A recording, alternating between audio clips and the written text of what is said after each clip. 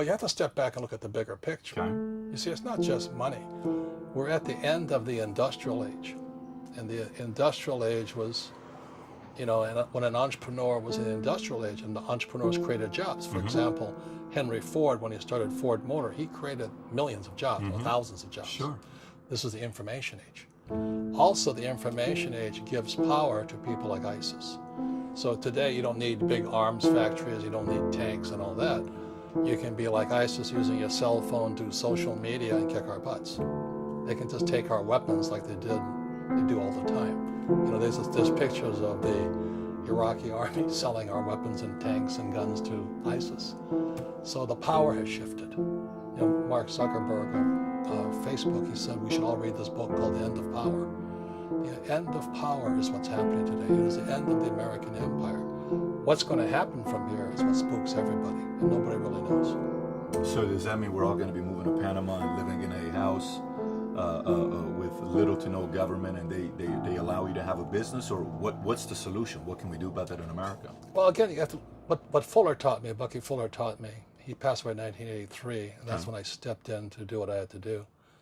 He says you always have to look at the big picture. Too many people look at, well, what's going to happen to me? When you look at the big picture, you're also going to know that when something bad happens, something good is going to happen. But you got to prepare for whatever is coming.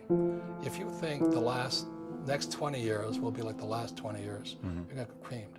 You know, when you and I go to the supermarket and we buy a carton of milk, we always check for the expiration date. But most people do not check for the expiration date on their brains. So what this book says here, the most obsolete idea, is go to school, get a job, work hard, save money, get out of debt, and invest for the long term in the stock market. See, why would you save money when they're printing trillions of dollars? Why would you invest in the stock market for the long term when you have HFT, high frequency trading, and the Dow is at 18,000? So what do you do? Well, that's what I'm saying. You have to look at the other side. Which way is it going to go? So do you keep cash? Because if you keep cash, you're losing money. Why would you save cash? Why would you save cash? They're printing cash. Sure, if you invest into real estate. So what's the solution? When I write up on a second chance, everything is opposite. Instead of get out of debt, I get into debt. You know, I just refinanced $300 million in debt. I went from 5% to 2.5% interest. I made a fortune. Every month, more money comes in because my cost of money has gone down. So while some Especially financial today. experts are saying get out of debt, I'm saying learn how to use debt. See, when I came back from in Vietnam in January of '73, the first thing my rich dad said to me was go to school to learn how to invest in real estate. It wasn't real estate, it was how to use debt and taxes. Debt and taxes make the rich richer. Debt and taxes make the poor and middle class poorer. So all the rich guys who are doctors and lawyers, or you know, those guys, they're getting creamed, and they don't know why. Doctors are getting creamed. Oh yeah, they make him more money, but the take home is less. Sure. You know, my doctor just yelled at me. He's happy. He says, "Oh, guess what? I finally made $1 million." And I said, "Yeah, this is just 3 weeks ago." And so I said, "Yeah, well, how much you pay in tax?" This is 2014. He says, $750,000 in taxes. So his net was about $400,000. That's not bad. But when I make $1 million, I keep $1 million. And the reason is because I don't make it by working for money. You see, if you work for money, you're taxed. So that's why lesson number 1 in Rich Dad Poor Dad is the rich don't work for money. What we do instead is we create businesses as entrepreneurs. We acquire real estate. I don't invest in the stock market. Okay? So the reason is because as entrepreneurs, I have more control over my income, how much I make, and how much I pay in taxes. And because I'm an entrepreneur as well as an investor in real estate, I pay 0 tax. So every time I make, let's say, $1 million as an entrepreneur, I immediately invested in real estate. I have a 4-to-1 step up. So I put $1 million in real estate. I get $4 million from the bank. That's why I love banks. But the banks are screwing everybody else. You know, terrible. But it's good for me. That's why you say when you print, it's good for you, but when you print, it's bad for people that work for money. Because when you print, savers get creamed and people who work for money get creamed. When they print, debtors get rich. You see, debt and taxes make the rich richer. And debt and taxes make the poor middle class poorer. And that's what I cover in this little book here. See, when you look at history, anytime a country printed, they corrupted the money supply. The empire collapsed. See, the Romans tried it, and it was called debasing the currency. Debasing means they took a silver coin and they mixed base metals like nickel and copper and those things inside. America started doing the same debasing in 1964. So when you look at our silver coins, in 1963 they were pure, not pure silver, they were silver. And in 1964 you go, oh, what's that little copper tinge there? That's debasing. So throughout history, anytime a government has debased or printed their money, the economy eventually collapses. So the Romans tried it, Zimbabwe did it, the Germans did it, Milosevic did it, China did it. So every time they print money, history will tell you the same thing. If we know it, why are we printing money? Because people don't understand history. Who are the people that don't understand? Our politicians don't understand history, or the voters? They don't teach you this in school. So people can look at the charts, so you can they can look at the charts, but they don't know what they're looking at. I was going for my MBA, and I had to drop out because it was getting pretty ridiculous. Because I kept telling the professor of economics, I said, "You don't know what you're talking about." And you don't get good grades. You don't get good grades, you're out, right? So I decided, well, I'll avoid the rush and resign now. But what they teach you in school is BS. It's watered down. It's not appropriate for the real world. It's good if you're going to be an academic like my poor dad, and you have all the facts and figures, but they can't do anything. Like the unemployment figures are complete lies. Obama says they're at 6. I'm not political, I'm not Republican or Democrat. Obama says they're 6%. This guy John Williams, who's called a shadow stats guy, he says the real unemployment is 24%. So it's a big difference. So I asked him, so what happened? How did you come across this? And John Williams was an economist. He was working for Boeing or Lockheed. And he kept applying the government unemployment and government stats to Boeing's numbers, and nothing worked.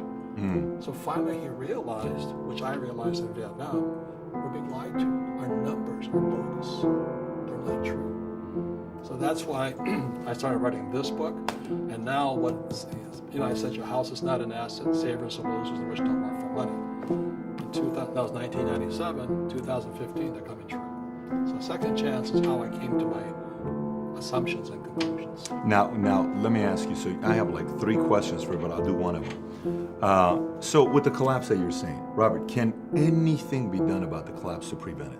Yeah, this is the good news, okay? When something goes down, something goes up. Sure. So I have a video coming out, which I'll unshamelessly promote. It's called The Man Who Could See the Future. The Man Who Could See the Future. Yeah, it's about Bucky Fuller, but it's about Dr. Buckminster Fuller, but it's about this book here. Can you tell the website so everybody knows what link they could find it on? Yeah, The Man Who Can See the Future, is from richdad.com. Richdad.com. And it's English right now. It also has Spanish subtitles. The reason I did The Man Who Could See the Future is because more people will watch a video than read a book. And hopefully they'll read this book to study if they want more detail on it. So the video is a better way of communication, and it's for free. And I ask people to watch the video and stop it and discuss it with their friends. What is called cheating in school discussion. You can do it with your friends and kind of understand the concepts, because everything in Second Chance is the opposite of what they teach you in school. You see that? So why do we keep going to school though, Robert? If that's so now let's do the alternative. Here's a devil's advocate question for you. So let's say if everything they teach you in school doesn't work, what if we get rid of school? Then what would happen? Would it be better if we had no educational system at all? No, I'm saying education is more important before. It's just obsolete. There's Moore's Law, which states information doubles every 18 months. In other words, everything's obsolete 18 months. So, and this is just a recent phenomenon. So when you come out of school, you're already obsolete. And that's why I'm the old guy, I meet my friends who went to Harvard. I went to Harvard. I said, yeah, that was how long, 50 years ago? We talked about earlier, when you go to the supermarket, you buy a carton of milk, the first thing you check for is the expiration date. If the expiration date, let's say it's March 1st and it's already July, you better not drink that milk. Sure. The same thing happens inside our brains, is when we have obsolete ideas, we get obsolete results. So what's happening for most people, the idea of going to school, getting a job, working hard, saving money, getting out of debt, buying your house because it's an asset, investing for the long term, is obsolete. The world has changed. The world changed in 1971 when President Nixon took us off the gold standard and money became debt. So that's what I wrote about in this book. What Fuller and my rich dad were saying is that our wealth is being stolen via the money we work for. So when you save money, why would you save money? Because back in 1970, just before Nixon took us off the gold standard, I could go to a bank, I got 15 to 18% interest plus a toaster. You know what I mean? Today, the banks are charging you interest to save money. In other words, banks don't want your money because they printed too much of it. And that's why there's this bubbles in stocks and bubbles in real estate and all this. People are dumping the cash. Because as I said in here, savers are losers and cash is trash. And yet people, well, I want a high-paying job. Well, that's an obsolete idea. Get out of debt is an obsolete idea. You should learn how to get into debt, how to use debt to get rich, and they'll never teach you about taxes. The reason the 1% is way up here and the 99% are going this way is because when you print money, two things happen, inflation and taxes. It's going to crush you. And so this book here was written because this book was written approximately 20 years earlier. But now I can say what I really knew in Second Chance. So this gave birth to this.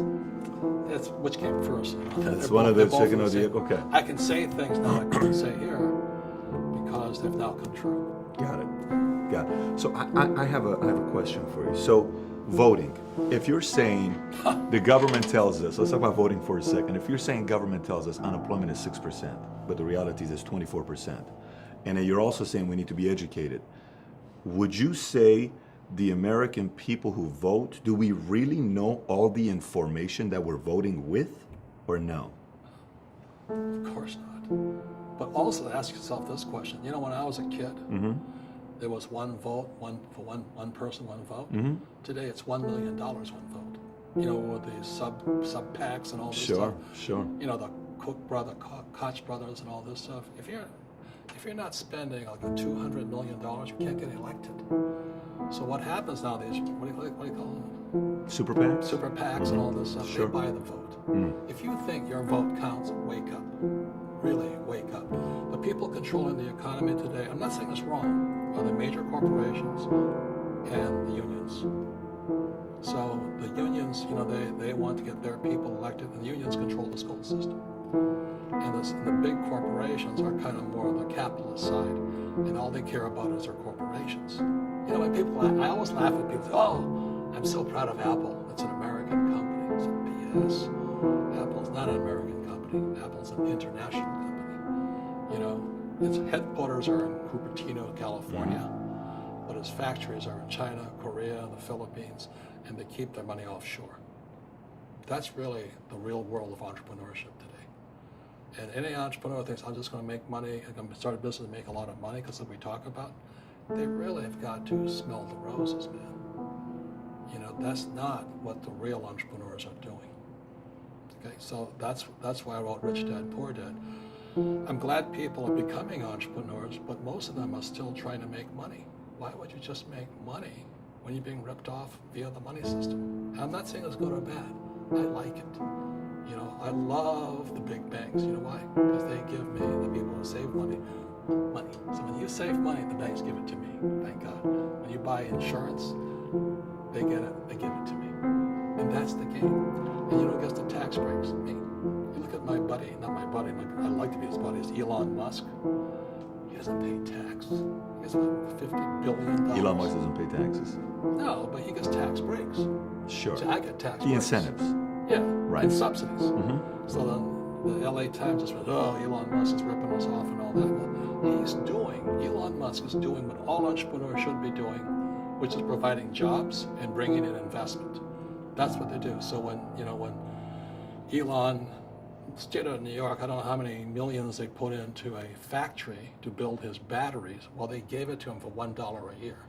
Why? Because when Elon moves his business into this factory, and I think is where Kodak is, anywhere that, Rochester, I think that's where it is. He'll move jobs in there. Nevada just gave him $1.3 billion in tax subsidies and supplements because he's going to move jobs in there. And that's what real entrepreneurs do. So do we need more entrepreneurs? Absolutely. Okay. But the trouble is, most entrepreneurs, there's 28 million small business owners in America. 24 million are one-person entrepreneurs. They're called non-employee entrepreneurs. So because that's what happens is when people don't really understand what an entrepreneur does. So most people are self-employed, but they're not really entrepreneurs. The self-employed pay the highest taxes of all, and nobody tells them that. So that's why I was laughing about my doctor. I made $1 million something. I said, yeah, how much you pay in tax? $750. Is that smart? And so when I talk to him, he gets all confused because he did the right things. He went to school, he works hard.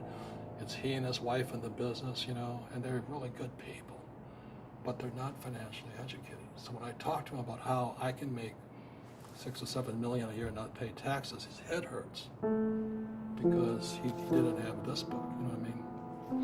So let's talk about this, Robert. Simple question: can anybody become rich? I believe so. So this is what I believe. Sure. In every one of us is a poor person. There's still a poor person inside me. And I still go to the supermarket and say, oh, Crest is on sale or Colgate's on sale. There's also a middle class person. And the middle class person wants security. They want that steady paycheck. And that is a rich person. And they're all inside of us except that it's not taught. You're taught to go to school, get a job, and get a paycheck. You're not taught how to get rich. If you read Rich Dad, Poor Dad, my rich dad refused to pay me. He said the paycheck was one of the most damaging things you can take in your life. He says the moment you take a paycheck, you're an employee, and that's the mindset. So my rich dad never paid me. He drove my poor dad, government employee, nuts. You gotta pay people, you gotta pay people. And Rich Dad was not saying that the paycheck was bad. He says you didn't want to be a slave to money. So as an entrepreneur, if Rich Dad folded, I just start another company. I don't need a paycheck. I don't need anybody to take care of me. If my government doesn't like me, I move to another country because they need entrepreneurs. So the entrepreneur is not so much the business. The entrepreneur is really the mindset and the skill sets and the different set of rules. You see, I don't operate, small business does not operate in the same rules as big business. Do you think the direction America is going right now, they're driving some of the entrepreneurs out? You can't drive a real entrepreneur out. When I say out, meaning out of the country, could that be where money. Somebody says, I'm going to go outsource or I'm going to go move my business elsewhere? You think that's a cause and effect? Could be, but I think they're just lousy entrepreneur. Yeah. Look, people say, well, if they make the regulations real hard, the guy can't be an entrepreneur. Entrepreneurs have one thing in common. They keep going. They'll change the rules. They'll reinvent the rules. They don't just take one answer. So a real entrepreneur, it really makes no difference which country you're in. That's my belief. So I love that. You know what I mean? It's just a mindset. It's F you. You mess with me, I'll find a way around it. I have a friend, he's multi-family rich guy from France. And, France is as communistic as it gets. 75% top line for $1 million earners. Yeah, but that's why he lives here. So he started buying vineyards in Napa and Sonoma. So he went back to the French government and he says, it's his wine. He says, I want to ship my wine in bulk to California. And the government says, you can't do that. So this is the French government saying you can't ship. Yeah, and here's the guy, I think he's 5 generations, French wine guy. This guy is an entrepreneur. He says, okay, I can't ship him in barrels. The guy goes, yeah. He says, okay, I'll ship him in bottles. So he bottled all of his stuff. It cost him more money, but he still figured out how to do it. Do you know what I mean? And now he has his wine with his California wine and all this. And so he went back to the French government and said, here, try this. See if it's not better.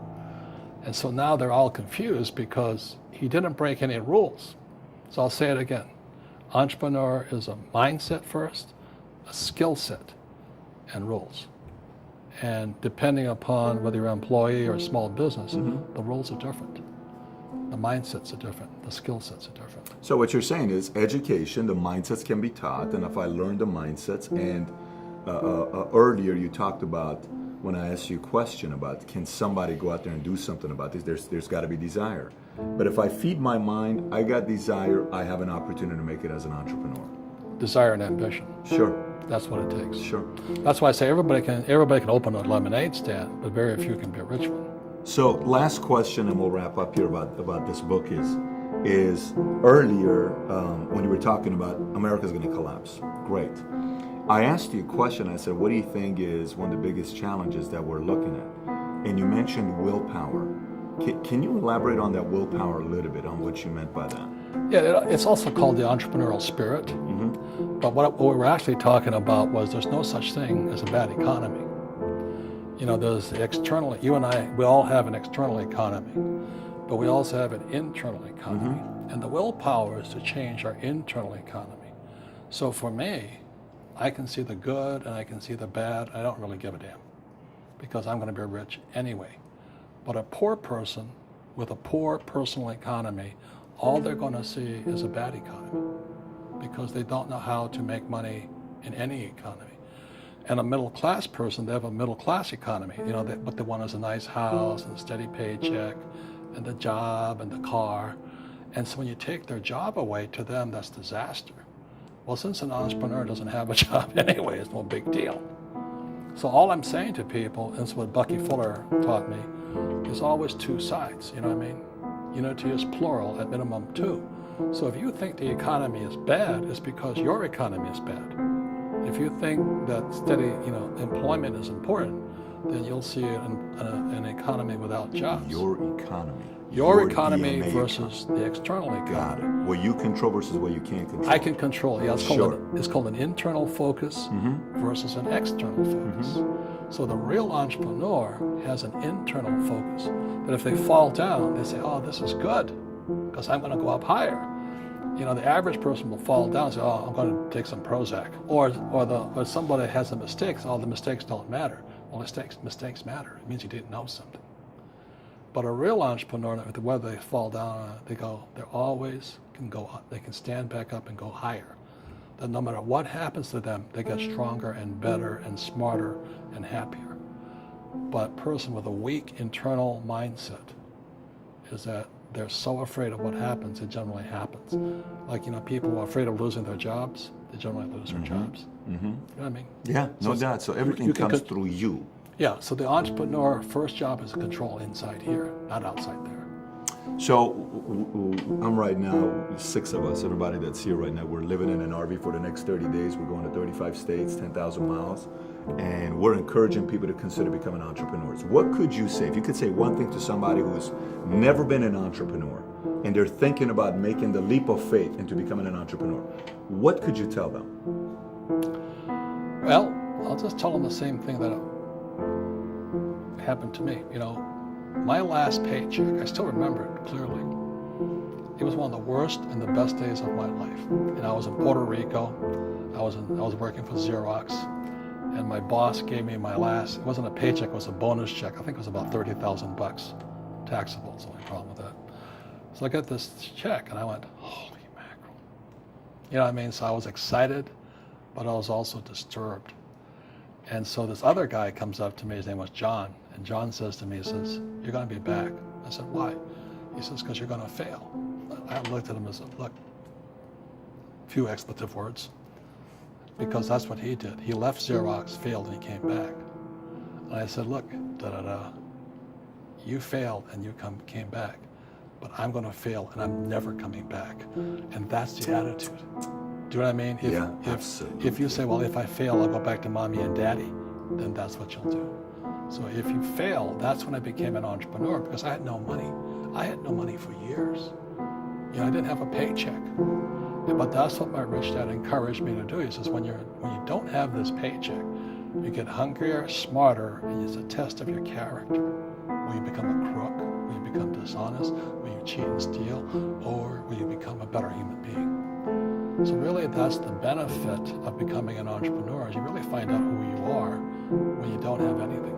If you're an entrepreneur and you're going to be a big entrepreneur, leadership skills and communication skills are more important than a law degree.